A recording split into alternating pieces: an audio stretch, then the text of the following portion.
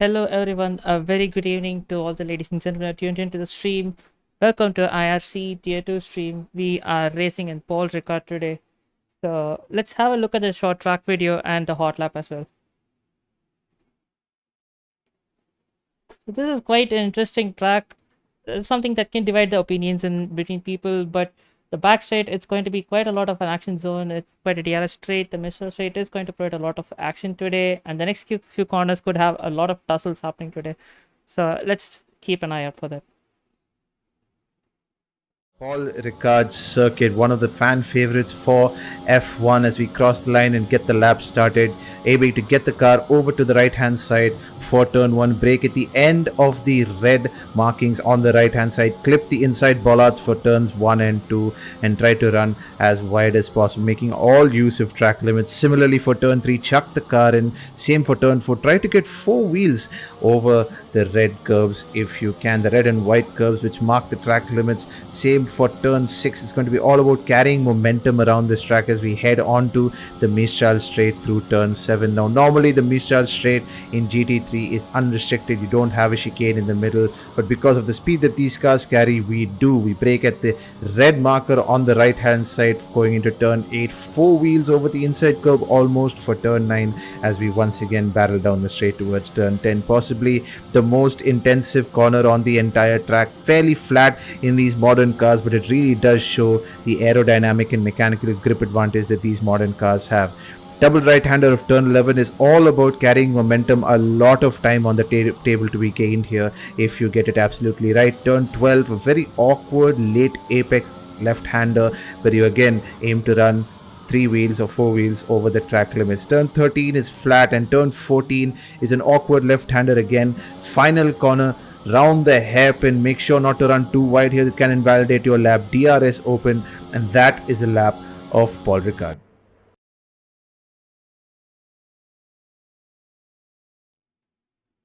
Okay, All right, that and was welcome.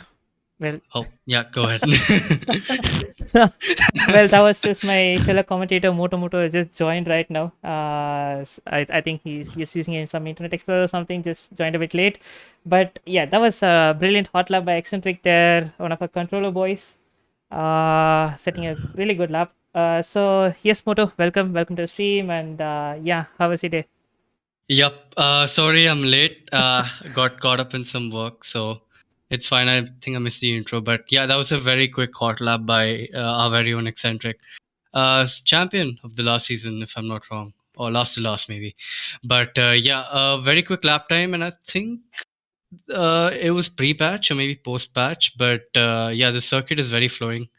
It's a driver's circuit, a lot of flowing corners, a lot of different lines you can take, Yep. and yeah, I'm all up. I'm all up for the race. It looks like a good prospect. Yep, that is really true. Like this circuit, it's not something that comes to a lot of the people's mind when they ask for what's your favorite circuit. This probably isn't the last or something like that, but nevertheless, it still is a good driver circuit. Like you said, sector 2 and 3 can be quite interesting to tackle. And like you said, there are multiple possible lines, which actually makes it a lot more interesting. If you ask me. Yeah, absolutely. And we also have two variants of the circuit where in the ACC one, we just have a straight line instead of the chicane in sector 2. So drivers will be after braking in the straight on the straight here today. So, but yeah, that's one of the overtaking hotspots, I think, of this track. That in turn 1. But yeah, and also there's a high chance of rain in on the circuit from what I've heard. So you never know. Tier 2 could just get even more spicy than it already is. Yep, that is true. I do remember the last two tier 2 rounds had some wet stints, I think. So Yep. yeah, I don't know And how it's this is gonna be. just in Tier 4, which is running side by side right now, but we don't stream it. So Tier 4 is wet at the moment. So yeah, there we go. Point in case France has a very high chance of rain. But yeah, all said and done, I think drivers might be getting ready for qualifying now, and I think we should head to the lobby. Yeah, they're still readying up right now. I think they're still Oh, all waiting right. for a few competitors to join. So yeah, we'll be underway very soon. All right. So, Deepak, what are your predictions for the race? Let's have a look at the championship standings while we're at it. Why don't we?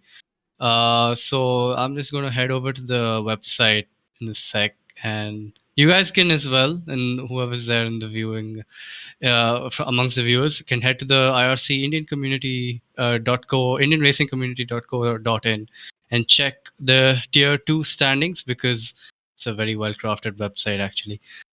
And I'm having a look. Yeah, so we have RB Ferrello leading the championship with 91 points to his tally, and followed behind closely by Anish Montero with 81 points. So it's quite close, 10 points difference. But then after that, we have Streeter and Faizan on equal number of points, and then SSJ Assassin and Aditya also an equal number of points. Wow, look at that. Yep, it is. It is definitely quite tight, and like you said, it's a very competitive championship. And this season, I think the points are awarded to the top 15, which means that like you just have to drive around and finish the race, no matter what how bad your race performance is. You're guaranteed to get at least some points. So that obviously makes the championship much more of a tight affair, if you ask me. Yep, I think it's a very wonderful decision taken by the coordinators, because it gives everyone a chance, and the title battle isn't very dominant by one driver, one pair of drivers. It's a bit more close at the top, as we can see right now. It's you have two drivers on the same number, four drivers on the same number of points, two in two pairs. But yeah, point in case, I think it's all to provide for close racing, and that's what we're getting so far. Yep, Tier 2 has historically been something that has been providing quite good tight racing. So I just hope it does the same today as well. Yeah, absolutely. As we head on over to the lobby, and qualifying is underway, I think the weather was not showcased to us. Maybe there's an issue with the telemetry, but I think it looks very sunny for the qualifying session right now. But I'm guessing the race could be in different conditions. And while we're at it, we have some new names in the Tier-2. Some not new, but new for the season. We have some returning drivers in the form of Nirma, as we just go back and sort of the telemetry. So we have Nirma, who's back after a long hiatus of 7 months. So we're going to be keeping an eye out for him. He's in the Aston Martin. And we also have Alphabot, who I think had missed a couple of races in the past, and he's also back again. So yeah, good to see some names back on the grid again. Yeah, people like Nirma, like you said, he's been out on a long hiatus, and finally he's back. So I really am interested to see how he's gonna cope, because as you know, the last time he raced in F1, it was in 2020, in competitive scene at least. And Oh yeah. I mean, it's kind of varying. Like it's not the same anymore. Both the games are. So it's gonna be interesting to see how well he's gonna adapt to the changes in this game. Yeah, absolutely. And it is it's not all too different, but there are some well, you could say there are minor changes, but if you really start to push and start to try and exploit the track and the physics of the game, the curbs have been reworked, so those can be kind of threatening for someone who hasn't very like put in that many hours into this game. As we see the McLaren of Unleashed just cutting across sector 1, straight lining it just to get his lap in as quick as possible. Do you have And any idea on why Alphabot has retired so early? Is he serving a quali Oh. ban of any sorts? I see he's crashed Oh wait, out there. oh, Wow. that's a very sad end to his session. Yeah, very quick and very sad, unfortunate end to the session.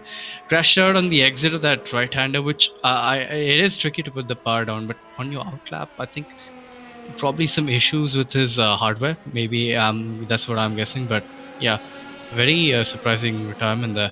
Yep. But back to what we were talking about. I forgot what we were talking about. Nice. Hello, Deepak. Are you there? Sorry. Yep. Yeah, could you just, to solve the telemetry, could you just refresh the individual sources instead of the scene Yep, altogether? I'm fine there. Just try that. If it doesn't work, then we'll just move ahead without the telemetry, because everything else is fine. Sure, I'll be checking that out. Yep, thank you. Yeah, you can carry on, Motor. Yeah, sorry about the... No problem, SD. And yeah, as we just get our telemetry back up and running. So yeah, we've seen a retirement already in the form of the Red Bull of Alphabot. And this circuit is not very treacherous, if I would say so. It's very flat. There's no elevation changes. But again, if you're pushing and if you're not very wary, you can get caught off guard very easily on this game because of how hard it is to manage the throttle in some corners, especially when you're turning and accelerating at the same time, like that corner where you have to do that to get a great exit onto the straight. But yeah, it's pretty unfortunate, and I think for me, I think P1 could be SSJ Assassin because he's on a good run of form. He's won the last 2 races. What do you think, Deepak? Yeah, I mean, SSC Assassin, he has been very unfortunate to say in the first few rounds. Had some unfortunate DNFs and a lot of incidents. But the last few races have been a turn of fortune for him. He has been doing pretty good. So I really think he might be doing very well. I think he's won the past 2 races, no? I think he definitely won the last race, but I'm not too sure. Oh yeah, in Jeddah, maybe he got dropped down after some steward decisions, but still, it was a win on track, and yeah, we'll be keeping an eye out for him, and I'm pretty sure, at least in my opinion, I think he's the favorite to win today. So viewers, just put down your recommendations, put down your predictions for who's going to win tonight's tier 2 race, and whoever does probably will get a cookie or something. I don't know. But yeah, it looks like SSJ Assassin is there, but I think RB Ferrello is quick as well, and I mean those two are neck and neck in the championship. Yeah, you can count out RB Ferrello and Streeter. Yes, I mean Streeter is also someone you should not really count out because you never know. He's quite a canny guy, and you might think he's out of the contention, but he just comes back out of nowhere. So yep, that is Streeter in a nutshell for you. Yep, count him out at your own peril. Oh, as Aditya has left the session, not a retirement. So as Warhammer, a lot of drivers leaving the session. Could there be a lobby restart? Or not? I'm not sure. Let's not jinx it. Yep. But yeah, we've seen some times coming in. 30 low, I think that is 30.3. Yep, I definitely think they can go much faster than that. As the track will ramp up and the drivers just are getting their bankers in. They aren't pushing to the limits yet. But yeah, those times will be dropping very, very soon. Abhi is crossing his... He's just finishing his Hotlap, I think. Goes P3. And he goes P3, yeah. Decent banker, but yeah, I'm pretty sure he's got a lot more pace in him. We've known how quick he is. He's a bit iffy, if I would say so, when it comes to racecraft, but he's got the pure raw pace, and if you have that, you can very well overcome racecraft with just that, especially if you're qualifying in the front. Yep. But yeah, some more times coming in. Montero, another one who I think he won the Jeddah race after SJ Assassin got the pen applied to him. So another one who's not got that outright pace, but he's got the racecraft. It's the opposite of Abhi, I'd say. He plays it very cool. And he keeps a cool head. He doesn't pick up any penalties. So he's another one to keep an eye out for. 8 goes third fastest with a 1 minute 30.7. Yeah, that's a very good lap time for relatively new driver to this game. And yeah, I'm pretty sure he'll be probably going a bit faster as well, as I'd say the track will be ramping up.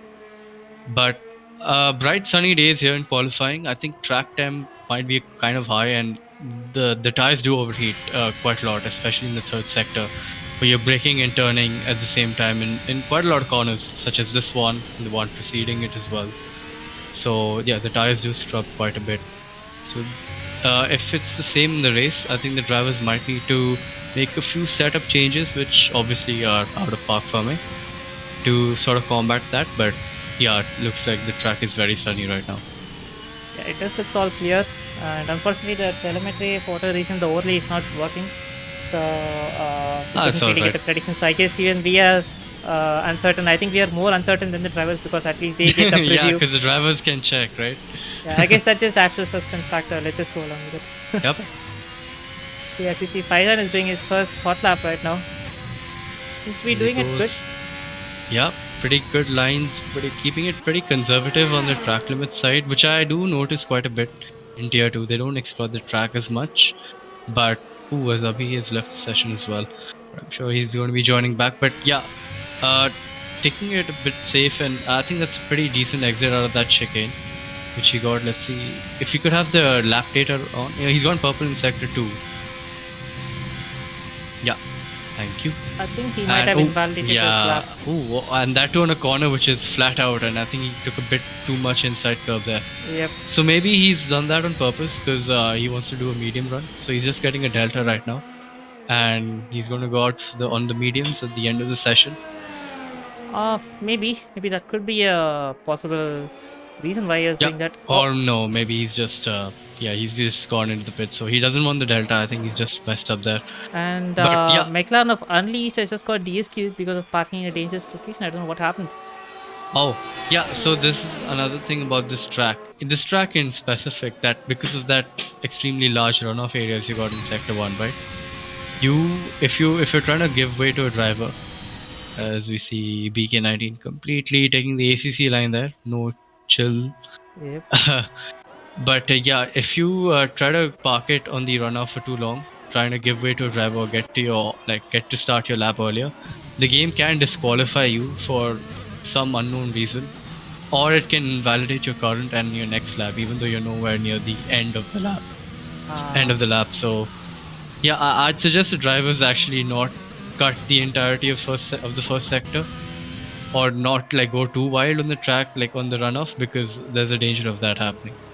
Yeah, that just I mean, of course, like everyone just tries to shave off as much time as they could in the outlaws, but yeah, I think it's just because that the track is just so open that people just exploit it. I think the track limits are much more much more tighter in this place. Yeah. So it really They're very strict goes on this against. track. And we see Paras going a bit wider, but somehow it doesn't invalidate his lap. Just keeps. Is he on his hot lap? Yeah, he is. Yep. His ER is trailing quite a bit. So yeah, again, I don't know how that's not invalidated. There are some parts in this track where you can exploit the track limits quite heavily. It's done at 22.6. I don't know how good that is. I think it's his first lap, if I'm not wrong. Yeah, this is the first time lap. so as he approaches down the straight, hurtling towards the braking zone, topping out at 322 Ks, 23, and taking a lot of inside curb there. And on the outside, I think that's still valid. Yeah, so very aggressive on the chicane. He took a lot of curbing, and that's good. That's more lap time, basically. And he does have some traffic behind him. It's like Eitzel is following very close to him. I don't know if he's on his hot lap. Eitzel is on his hot lap. Is he? I think he is. Yeah, he's draining his ERS quite heavily. So he might get. Yeah, he's definitely getting the dirty air right now through this section, because you need all the downforce from the car in these twisty and flowing corners. As Paras goes a bit wide, and ACL might have been caught a bit off guard with that, as he misses his apex in the last corner. And yeah, that could be a report incoming. I really don't think that could be a report, because drivers are responsible to gap themselves. And he's done a purple sector 3 on that lap, but so apparently the dirty air wasn't that strong, because he's just set the fastest sector 3. I mean, I would still take the in-game purples with a pinch of caution, because we all know, like, sometimes it shows purple for all the drivers, but it actually might not be a purple. So yeah, let's just take it with a pinch of salt and just move on.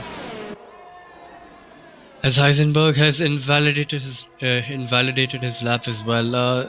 Seems like a recurring theme here, isn't it? This track really.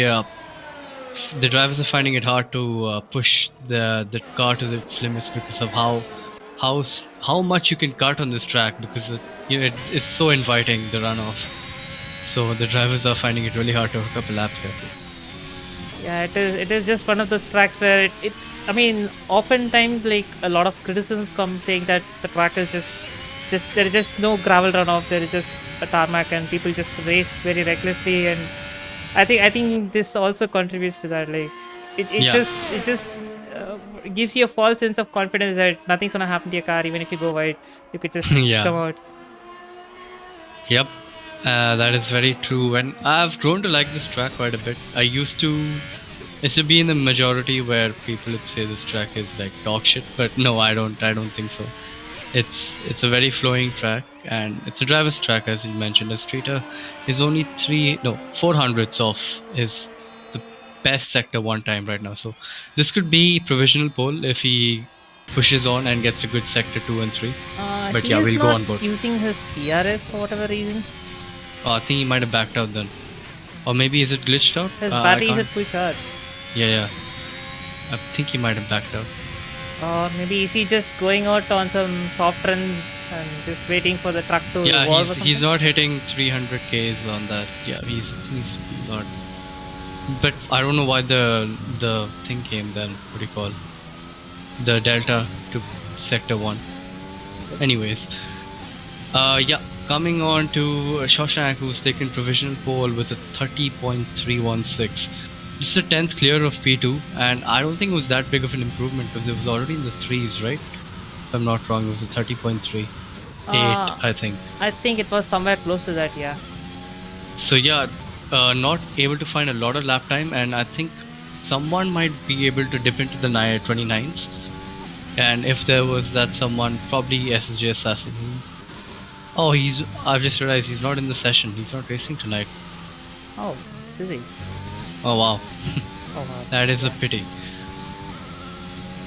So Electric crosses the line and he improves it, not by much, but still improves it a bit on his medium tires. Yep, that's a good time from him considering he's in the top 10. But again, only 10 drivers have set a lap for some odd reason. Yeah. I think they're just running out all that they could until the last few minutes and go out on a medium run. Probably, or maybe they're just invalidating their banker laps on purpose, or maybe that it's just they aren't able to hook up the lap. But yeah, it seems that 2 and a bit minutes left to go, and it's quite tight at the top, especially at the top 4 or top 5 actually. Yep. And then sort of it drops off from there. But yeah, anyone's game right now. A lot of drivers who haven't set their laps. Warhammer, another pretty quick driver, but he's been a bit quiet this season. Hasn't really shown that raw pace, but I remember he's a very quick driver if he starts to push.